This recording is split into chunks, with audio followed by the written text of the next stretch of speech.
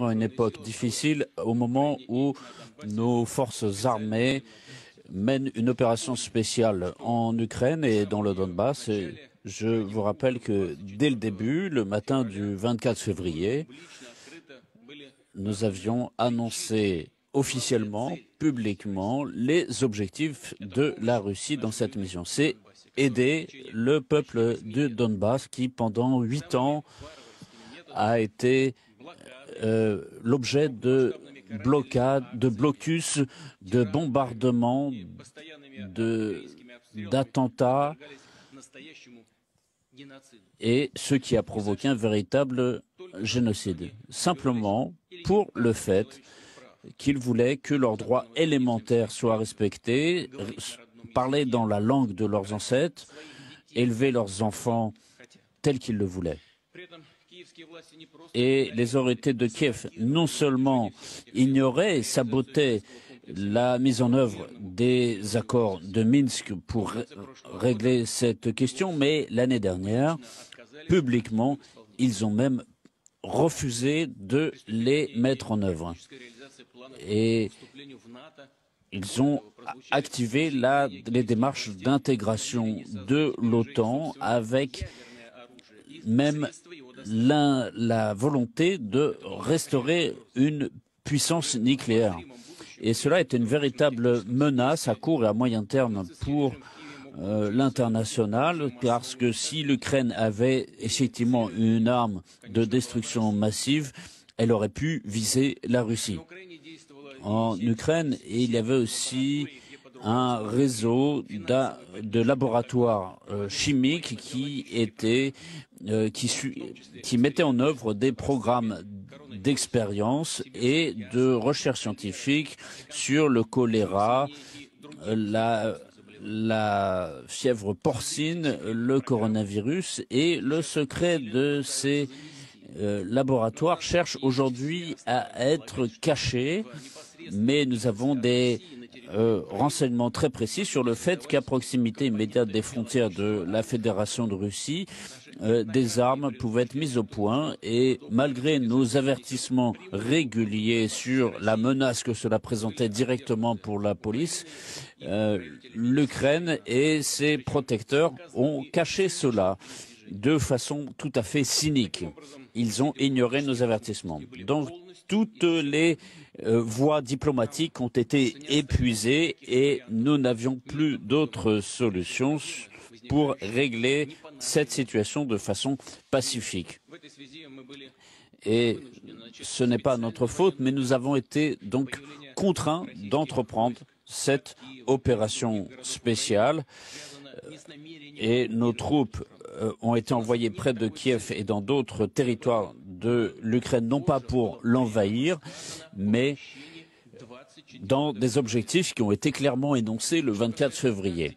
En ce qui concerne la tactique des opérations militaires, et telle qu'elle est présentée par notre état-major et le ministère de la Défense, sont parfaitement justifiées.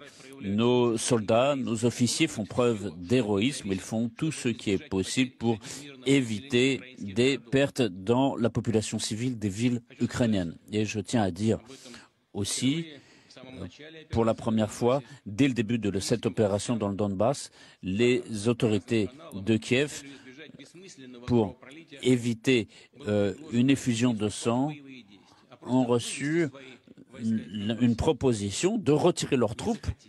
Ils n'ont pas voulu le faire. Donc, c'est leur choix. Quand on prend conscience de ce qui se passe en réalité sur le terrain, on voit que cela est inévitable. Conformément au plan d'opération fixé au préalable, tout se déroule et je dis que l'Ukraine, encouragée par les États-Unis et d'autres pays occidentaux, se préparait à un scénario armé. Elle préparait une épuration massive dans le Donbass et ce n'était qu'une question de temps. Et notre armée a cassé ce plan. Kiev se préparait non seulement à la guerre, mais concrètement contre le Donbass. Et cette guerre été mené. Il veut faire des actes de sabotage et de diversion en Crimée. Et les bombardements des localités dans le Donbass se poursuivaient et on sait que presque 14 000 personnes sont mortes pendant ces bombardements en 8 ans, y compris des enfants. Et vous savez qu'un tir de missile a été effectué contre Donetsk le 14 mars et qui a entraîné la mort de plus de 20 personnes. Ces bombardements se poursuivent tous ces derniers jours, indifféremment sur toutes les localités, les villages. Ils agissent comme les nazis qui agissaient dans les dernières semaines du Troisième Reich en attirant le maximum de personnes dans la mort. Donc ce sont non seulement des déclarations mensongères qui sont faites par l'Ukraine qui accuse la Russie d'être responsable du drame du Donbass, mais la presse américaine, la presse européenne a quasiment ignoré ce qui s'est passé à Donetsk. Et c'est avec la même hypocrisie que pendant ces 8 dernières années, ils ont procédé dans le Donbass en bombardant les personnes âgées, les jeunes, et tout cela est absolument inhumain. Et cette persécution contre la population du Donbass ne pouvait plus être supportée. La Russie a reconnu l'indépendance de ces deux républiques du Donbass et a signé avec elles un traité d'amitié et d'assistance.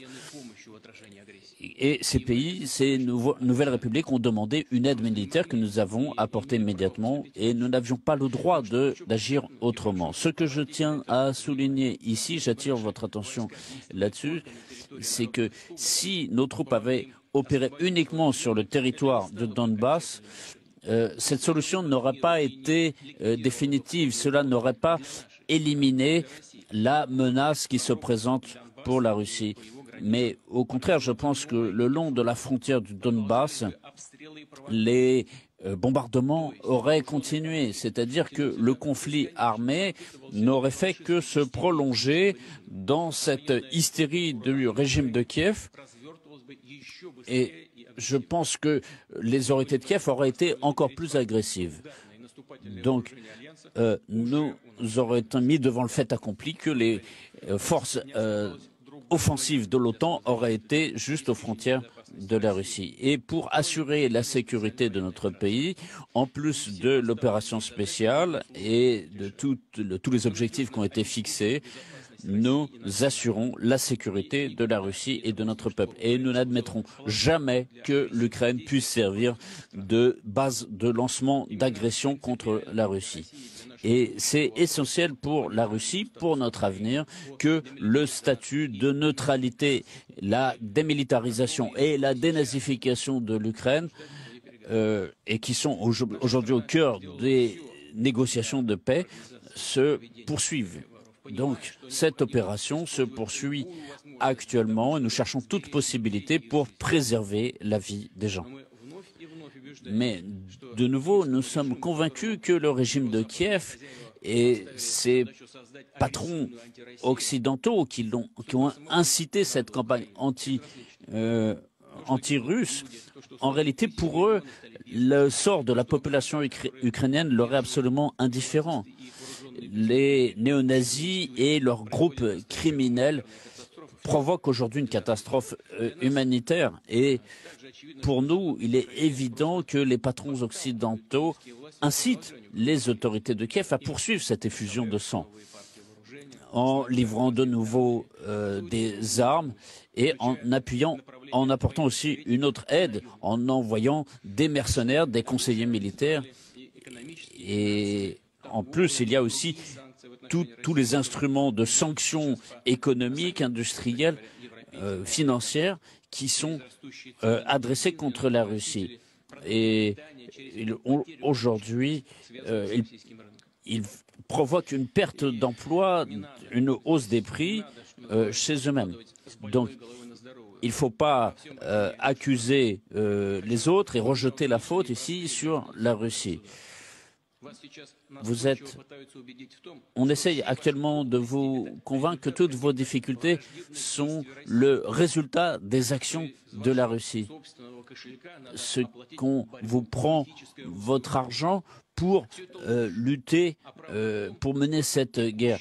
C'est faux, parce que les problèmes auxquels sont confrontés des millions de personnes dans les pays occidentaux, ce n'est que le résultat des erreurs, de la myopie des dirigeants occidentaux qui ne respectent pas la vie de leur peuple. Ils sont préoccupés par leur propre réussite. Et les données des organisations internationales montrent que les problèmes sociaux, même dans les pays occidentaux majeurs, ne font que s'aggraver. Il y a un écart un fossé entre les riches et les pauvres, entre les races.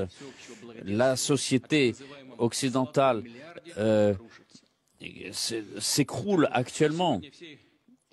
Encore une fois, je le répète, aujourd'hui, le monde souffre des ambitions occidentales, des volontés occidentales de maintenir leur mainmise sur le monde. La mise en place de sanctions, c'est encore une fois une démarche irresponsable à court terme des banques centrales occidentales et en particulier américaines. C'est elles qui sont responsables des inflations, l'augmentation de la précarité, de la pauvreté, des nouveaux flux de migrants. Et une question se pose alors, qui va répondre aujourd'hui pour toutes les morts dans les pays les plus pauvres qui souffrent de faim, de famine? Encore une fois, c'est un coup porté à l'ensemble des échanges économiques et commerciaux dans le monde. Et l'usage du dollar comme monnaie de réserve et le blocage des actifs met en doute justement la valeur de tous ces actifs. Et les États-Unis, les pays occidentaux sont en situation de défaut de paiement vis-à-vis de la Russie. Et ces actifs peuvent être volés tout simplement. Et un certain nombre de personnes ici, et je suis convaincu que c'est ce qui va se passer, les gens vont changer leur valeur sur titre, sur papier, en biens réels, que ce soit de la terre, de l'immobilier, de l'or, etc., pour combler les déficits sur ce marché. J'ajouterais aussi que l'arrestation, la saisie des actifs russes à l'étranger, c'est une leçon pour les entreprises nationales, qu'il n'y a rien de plus sûr que d'investir dans son propre pays. Je l'ai dit à de nombreuses reprises, nous apprécions la position des entreprises occidentales étrangères qui, malgré les pressions éhontées sur elles, continuent à travailler en Russie. Elles bénéficieront d'opportunités supplémentaires. Et nous savons aussi ceux qui, au contraire, sont partis et ont abandonné leurs salariés et se sont dépêchés de récupérer leurs dividendes dans cette campagne anti-russe. Contrairement aux pays occidentaux, nous allons respecter le droit de propriété. Il faut bien comprendre ici que le nouveau paquet de sanctions dirigé contre nous, de toute façon, aurait été prononcé. Notre opération militaire spéciale n'est qu'un prétexte pour ces dirigeants, etc. Évidemment, aujourd'hui, c'est concentré autour de cela, mais vous savez que le référendum qui s'était produit d'ailleurs justement jour pour jour, il y a 8 ans en Crimée, et au moment où les habitants de Crimée et de Sébastopol avaient fait leur choix historique. Donc je le répète encore une fois, ici, il ne s'agit que de prétexte dans cette politique de contention, cette politique qui cherche à bloquer la Russie. C'est une stratégie à long terme bien réfléchie. Les dirigeants occidentaux ne le cachent même plus. Ce n'est pas que leurs sanctions soient dirigées contre certaines personnes, certains responsables de notre pays, mais c'est l'ensemble du pays qui est visé pour que chaque citoyen russe en souffre. Et donc ces mesures sont dirigées pour détériorer la vie des habitants de Russie. Donc c'est une guerre politique, technologique et économique. C'est une guerre totale. Et je le répète encore, le beau monde occidental n'est même pas gêné de le dire ouvertement. Donc ici, le politiquement correct est mis de côté. On parle de propriété, de droit. Tout cela a été piétiné en quelques heures. Regardez ce qui s'est passé aussi avec les sportifs paralympiques qui ont été brimés. Aujourd'hui, on refuse d'apporter une aide médicale, on prive les gens de travail, on supprime des programmes, la culture russe, la musique russe, et toutes les masques de décence ont été arrachées des visages occidentaux ici. Donc, ça rappelle directement les pogroms antisémites organisés par les nazis au XXe siècle. Et la politique des pays qui s'étaient alliés à l'Allemagne. Contre la Russie, on a donc une attaque massive aussi sur le plan de la cybersécurité et on voit ici les réseaux sociaux, les médias occidentaux dont on voit que la neutralité n'est qu'un mythe. On censure, on publie des fake news. Donc tout cela, c'est du mensonge. Et même un réseau social américain, même ouvertement autorisé la publication de textes incitant à la haine anti-russe. Donc on voit les ressources dont dispose cet empire du mensonge. La Russie va défendre sa position partout. Notre position, elle est claire, elle est transparente. Et de plus en plus de gens écoutent la position de la Russie. Je vous le dis franchement. Après ces déclarations hypocrites faites par l'Occident dit collectif, il y aura une réponse. Ils ne veulent pas qu'une Russie souveraine, forte, puisse vivre, qui suive sa propre politique, qui défende ses intérêts nationaux. Nous nous souvenons très bien comment ils avaient soutenu le séparatisme dans le Caucase du Nord. Comme ils l'ont fait au début des années 2000, une nouvelle fois, ils le montrent. Ils veulent encore une fois user de la même stratégie. Nous transformer en pays faible, attenter à notre intégrité territoriale. À l'époque, ils n'avaient pas réussi et ils ne réussiront pas maintenant. Bien entendu, ils vont faire le maximum pour miser sur leur cinquième colonne, sur les traîtres nationaux, c'est ceux qui gagnent de l'argent ici, chez nous, mais qui vivent là-bas. Je ne dis pas qu'ils vivent là-bas au sens géographique, mais dans leur pensée mise en esclavage. Je ne juge pas ceux qui ont des villas à Miami ou sur la Riviera française qui ne peuvent pas se passer de foie gras ou de liberté de genre. Le problème n'est pas là. Le problème, c'est que beaucoup de ceux parmi eux qui, dans leur mentalité, sont là-bas et pas ici. Ils ne sont pas avec notre peuple, ils ne sont pas avec la Russie.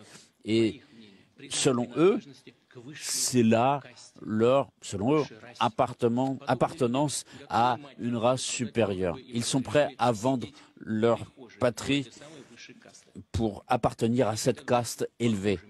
Il veut être semblable à eux, limité. Mais soit ils ne comprennent pas, soit ils oublient que cette caste supérieure n'a pas besoin d'eux.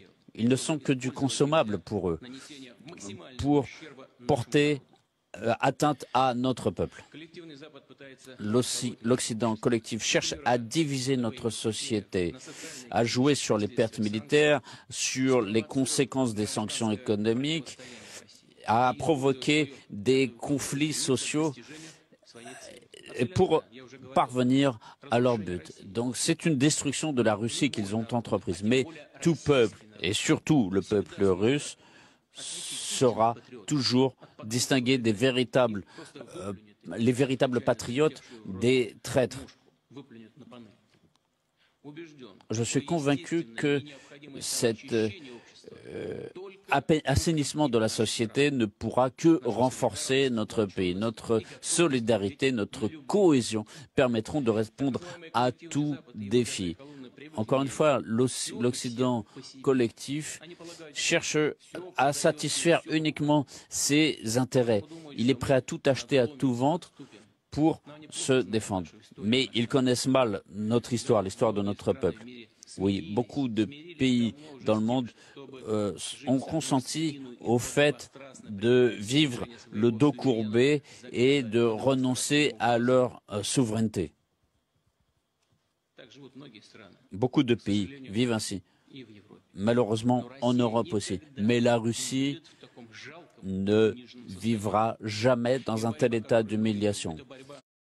Et la lutte que nous voyons, c'est la lutte pour notre souveraineté, pour l'avenir de notre pays, de nos enfants. Nous nous battrons pour le droit d'être et de rester la Russie. Nous avons l'exemple de nos soldats, de nos officiers fidèles à la patrie. Chers collègues, il est évident que ce qui se produit marque une ligne finale à la domination occidentale sur le plan économique et politique et met en doute en plus la validité du modèle économique des pays développés qu'ils donnent au monde. Encore une fois, l'obsession sur les sanctions n'est pas participée par les pays qui représentent plus de la moitié de la population du monde. Et ce sont des pays émergents qui aujourd'hui ont des opportunités croissantes, des perspectives. Parmi eux, la Russie. Oui, la période est difficile. Cette campagne économique contre nous, les entreprises sont confrontées à des difficultés inédites. D'abord, c'est notre système bancaire qui a été victime, mais pour l'instant, nos autorités bancaires ont réussi, en travaillant 24 heures sur 24, jour et nuit, arrivent à défendre les biens des citoyens, des entreprises. La vague suivante de sanctions avait pour vœu de semer la panique chez nos entreprises. Des milliards de roubles ont été investis.